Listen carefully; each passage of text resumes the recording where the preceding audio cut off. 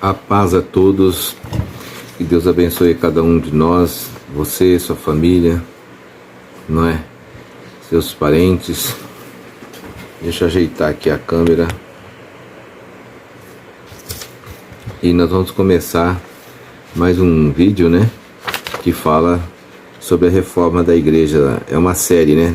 Da reforma da igreja no século 21. Nós já falamos dos princípios, né? Alguns princípios, e vamos continuar hoje no quinto princípio, que é uma pergunta, né? Qual a verdadeira igreja de Deus? Nós já falamos, nomeando os princípios, né? O primeiro princípio é a verdadeira religião, que nós já falamos. O segundo princípio, onde devemos congregar. Terceiro princípio, onde devo adorar a Deus. Quarto princípio, qual o verdadeiro templo de Deus. E hoje vamos falar qual a verdadeira igreja de Deus, né? E é tudo bíblico. Interessante isso aí, né? Tudo bíblico, não tem nada a ver da minha parte, né? Mas a parte é da Bíblia que nós estamos expondo aqui. Amém? Então vamos lá. O quinto princípio. Qual a verdadeira igreja de Deus? Jesus clamou ao Pai em oração quando orou por nós. Lá escrito em João capítulo 17, versículo 20 ao 23. Ele disse: minha oração não é apenas por eles. Rogo também por aqueles que crerão em mim, por meio da mensagem deles, quer dizer, é o futuro, né? Então Jesus estava orando por aquelas pessoas que estavam presentes ali e estava orando por nós, ou seja, os que iriam crer nele, através da pregação daqueles que estavam presentes naquele dia. E olha o que diz aqui o versículo 21, que é o próximo versículo: para que todos sejam um, Pai, como tu estás em mim e eu em ti, que eles também estejam em nós, para que o mundo creia que tu me enviaste. Versículo 22. Dei-lhe a glória que me deste, para que eles sejam um, assim como nós somos um. Versículo 23. Eu neles e tu em mim, que eles sejam levados à plena unidade, para que o mundo saiba que tu me enviaste e os amaste como igualmente me amaste. Amém? Então, nós vamos comentar antes, vamos orar, certo? Se você, seja lá qual for a sua denominação, né? Religião não falo porque religião só tem uma, como já foi falado, né, no primeiro princípio, qual é a religião verdadeira. E vamos orar, cada um com a sua fé, né? Jesus disse: se tiveres a fé tamanho de um grão de mostarda, dirás a este monte: levanta-te e salta-te ali no mar, ele irá, ele obedecerá. Então, a fé que nós temos, tem muita gente que não entende isso, mas a fé que nós temos já é grande, né? Porque como aconteceu isso? Foi quando Jesus estava conversando com seus discípulos sobre a fé e eles falaram para Jesus: Senhor, precisamos de mais fé, como faz para adquirir mais fé? E a resposta de Jesus foi essa, né? Aquele que tem a fé tamanho de um grão de mostarda, dirá este monte e tal. Então, muita gente não entende isso. Tem gente que diz assim: poxa, se eu tivesse a fé tamanho de um grão de mostarda, né?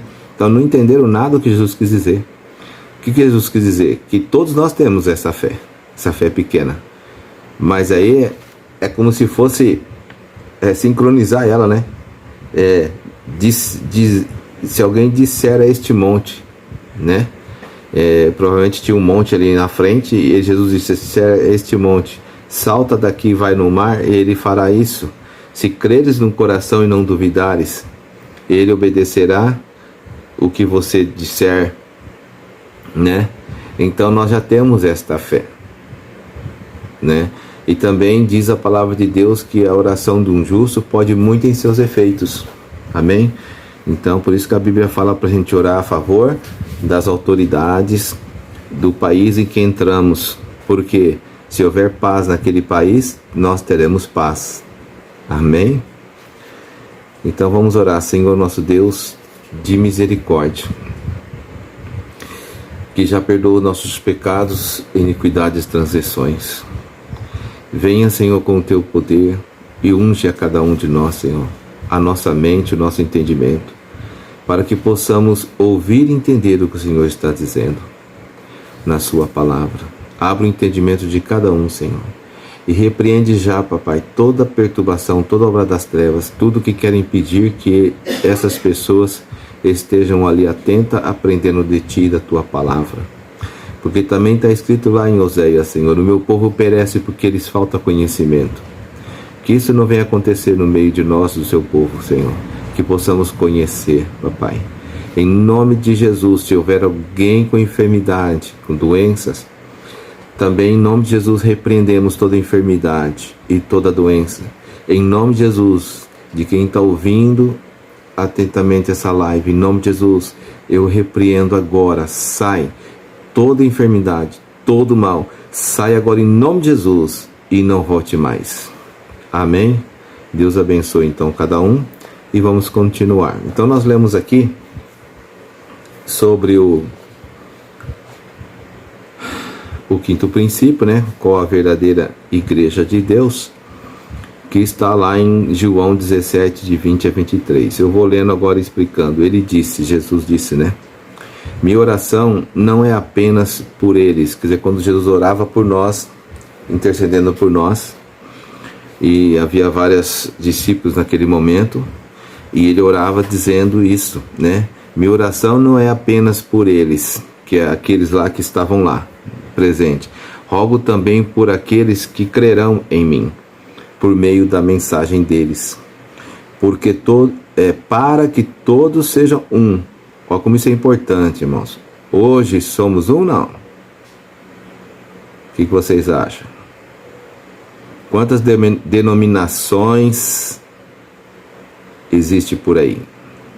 Acho que mais de 1000, né? Nomes diferentes, né? Tem muitos nomes aí, até um tanto esquisito, mas tem, né? Então, está acontecendo o que Jesus disse? Ainda não, né? Porque ele disse para que todos sejam um. O que acontece hoje é que cada um tem a sua denominação, fala, não, eu estou certo e o outro está errado. Será que não é por isso que o mundo não creu ainda em Jesus? Né? Eu chego à conclusão que é por isso, porque aqui está escrito, para que todos sejam um. Mas depois vai falar de novo, veja bem, na mesma passagem. Pai, como tu és, ou melhor, como tu estás em mim e eu em ti, que eles também estejam em nós, para que o mundo creia que tu me enviaste. Então o mundo não creu ainda. Por quê? Porque não somos um. Há até a igreja que fala assim, nossa, cuidado, hein, que o anticristo vai ser uma igreja só, vai formar uma igreja só, e não sei o que, essa ideia do anticristo. Irmãos, é lógico que a força está na unidade, é óbvio. Uma corda, né, que tem 3 fios, 4 fios, quanto mais fios ela tiver, mais forte ela será, né? Então também o inimigo usa essa tática. Eles têm que ser unidos, né? Tem um outro estudo que fala sobre batalha espiritual, que diz sobre a casta de demônio, que os discípulos queriam expulsar o demônio, não conseguia. Depois Jesus foi, por apenas algumas palavras o demônio saiu. E aí os discípulos em particular perguntou, Senhor, por que nós não conseguimos? Mas Jesus disse, essa casta de demônio, né, só sai Algumas tradução fala por um jejum, oração, mas antes eu creio mais na parte anterior que diz que por causa da vossa pequena fé, né? Por causa da vossa fé. Então, o que acontece? Casta, você vai lá no dicionário ver o que é casta. Casta quer dizer sociedade organizada. Então os demônios também têm que ser organizados, mesmo debaixo de chicote, que eles são todos desobedientes, são mentirosos, mas só que eles também apanham, sabiam disso? No reino espiritual, eles apanham dos seus superiores. Quem são os seus superiores? O que diz lá em Efésios, né? Capítulo, não lembro agora se é 12, se é 6 ou 5, mas diz assim, Efésios diz assim: a nossa luta não é contra carne e contra sangue, mas contra principados, potestades, dominadores e forças. São 4. Então esses são os chefes, cada um maior que o outro, né? E cada um governa vários demônios, anjos caídos, né? Abaixo de si. Então a força, é lógico, está na união, na organização, senão não consegue. Um exército fala assim, ó, vamos na luta, ninguém vai, só vai aquele grupinho ou só um vai lutar, vai morrer, não é?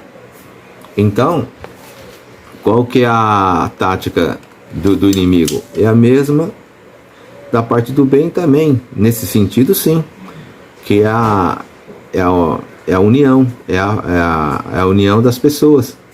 Então,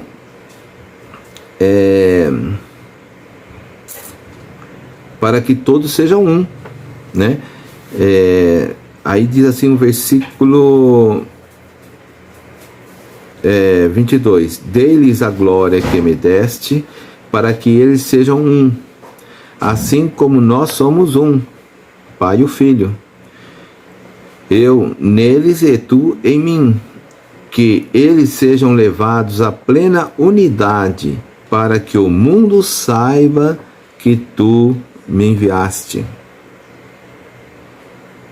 E não era só isso não, e os amaste, como igualmente me amas.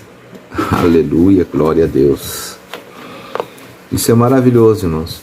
Então, por que muitos ainda não se converteram a Jesus? Porque não há união nas igrejas. Mas está chegando o tempo que vai haver essa união, né? Está chegando o tempo. E creio antes de o anticristo governar, porque depois do anticristo governar, já começa o milênio, né? Que Jesus vai estar aqui em pessoa aqui para governar a terra, né? Durante 1000 anos. Então, continuando, quando Cristo ressuscitou, significa que ao terceiro dia foi reerguido o novo templo, o qual é o seu próprio corpo. Né? Já falamos sobre esse estudo aí, né? Anteriormente. Lembre vocês que está escrito em João 2, 20 e 21. Disseram, pois, os judeus: em 46 anos foi edificado este templo, e tu o levantarás em 3 dias? Mas ele falava do templo do seu corpo, versículo 21, né? Então, o templo que foi erguido depois de 3 dias, que Cristo estava morto, ele ressuscitou, aí é o templo que é o corpo de Cristo. E hoje, como é que funciona isso aí? Vamos ver em 1 Coríntios, capítulo 12, versículo 27. Ora, vocês são o corpo de Cristo. Tá ligando as coisas, irmãos? Tá entendendo? Ora, vocês são o corpo de Cristo, e cada um de vocês individualmente é membro deste corpo. Então, o cabeça é Cristo e o corpo somos nós. Lembra aquela parte que, se não me engano, está escrito em Isaías: senta-te à minha direita até que eu ponha os teus inimigos debaixo dos teus pés? Então, quando Cristo morreu, ressuscitou, subiu no céu, sentou à direita de Deus, Deus disse: senta-te à minha direita até que eu ponha os teus inimigos debaixo dos teus pés. Como assim? Quando ele morreu, ele não venceu a morte, o mal e as trevas? Como Deus diz: senta-te à minha direita até que eu ponha os teus inimigos debaixo dos teus pés? Porque há um tempo para o corpo de Cristo vencer. Quando o corpo do Cristo vencer, aí sim creio que virá o outro reino, né? Vai vir o fim, né? Mas não o fim do mundo, o fim da dispensação da graça, né? Então, Cristo é o cabeça, nós somos o corpo. Então Cristo já venceu a morte, o mal e as trevas. Agora falta a igreja, que é o corpo dele, vencer. Vocês estão entendendo? Então, repetindo, em 1 Coríntios 12, 27, diz: ora, vocês são o corpo de Cristo, e cada um de vocês individualmente é membro deste corpo. Hebreus 10, 25, não deixemos de reunir-nos como igreja, segundo o costume de alguns, mas procuremos encorajar-nos uns aos outros, ainda mais quando vocês veem que se aproxima o dia, que é o dia da volta de Cristo, né? Então aqui em Hebreus 10, 25 diz: não deixemos de reunir-nos como igreja. Então nós tínhamos falado sobre reuniões, né? E agora nós falamos sobre a próxima palavra, as duas palavras, que é como igreja, porque existe reuniões como uma sociedade financeira, alguma coisa assim, né? Então há várias reuniões, mas essa aqui como igreja é como diz lá, não sei se é o apóstolo Paulo, mas diz assim: quando vocês se reunirem, né? Se me engano, ele mesmo fala como igreja, uns têm salmos, outros têm profecia, outros têm, né? E vai falando, certo? Cada um tem a sua parte para falar. Então, como a igreja é para ser todos edificados, para que não sejamos fracos, sejamos fortes, para que o inimigo não nos engane com vãs doutrinas, com vãs filosofias, né? Então, segundo o costume de alguns, mas procuremos encorajar-nos uns aos outros, ainda mais quando vocês veem que se aproxima o dia. Agora, Hebreus 10, 25. Logo cheguemos a uma conclusão, que certas frases ditas por muitas pessoas estão completamente erradas, como vamos à igreja? Fica sem sentido quando nós somos a igreja. A frase correta então seria: vamos congregar? Ou vamos reunir-nos como igreja? Ou outra frase: na casa de meu pai há muita unção e poder. Já ouviram essa frase? Dependendo de qual casa se refere. Se for o nosso corpo, eu concordo. Mas concordo que quando estamos reunidos em um só lugar, há unção e poder, porque somos como brasas juntas. Vocês estão entendendo? Temos que ter um discernimento entre uma coisa e outra. O que é certo, o que é errado. Parece que até já teve pessoas que falaram assim: mas isso é só nome, não influencia sim. Quando estamos ensinando errado, influencia sim. Pode ver que muitas pessoas é um santinho no lugar chamado igreja, quando chega em casa é um demônio. Por quê? Aprendeu errado, que Deus está lá, que Deus está na igreja, né? E lá na casa dele não está, então. Mas é um ensinamento errado, porque está escrito que o nosso culto é racional, todos os dias, 24 horas. E então não vamos ao culto, vamos à reunião, vamos fazer uma assembleia, vamos fazer vamos congregar, e assim por diante, certo? Porque culto é 24 horas, não podemos deixar apagar a nossa lâmpada 24 horas, como lá no Velho Testamento, havia a candeia que não podia ser apagada, era 24 horas, essa chama é a chama do Espírito Santo, não deve ser apagado, amém? Então, isso ocorreu melhor. Vamos ver a confirmação bíblica de que somos igreja. Deus me confirmou isso quando estava lendo Apocalipse nas cartas às 7 igrejas. Falei, opa, cartas às 7 igrejas, então tem igrejas. Mas eu fui lá ler. O Senhor me direcionou para ler essas cartas. Então, Apocalipse 3,14 diz assim: ao anjo da igreja em Laodiceia escreva. Note a expressão em. Se tivesse dito de Laodiceia, estaria errado. Olha que interessante essas palavrinhas, irmãos. Não podemos comer essas palavras, engolir e não prestar atenção no que elas dizem. Pois a igreja não é da cidade de Laodiceia, mas a igreja é do Senhor Jesus. Ou seja, é uma parte da igreja de Jesus que está em Laodiceia. Vocês entenderam? Por isso que nas 7 cartas diz ao anjo da igreja em Laodiceia, em Esmina, em Filadélfia, em Tiatira. Então são 7 igrejas, né? Mas não é a igreja da cidade, é que está na cidade. É uma parte da igreja que está naquela cidade, irmãos. Igreja só existe uma igreja. Vamos lá.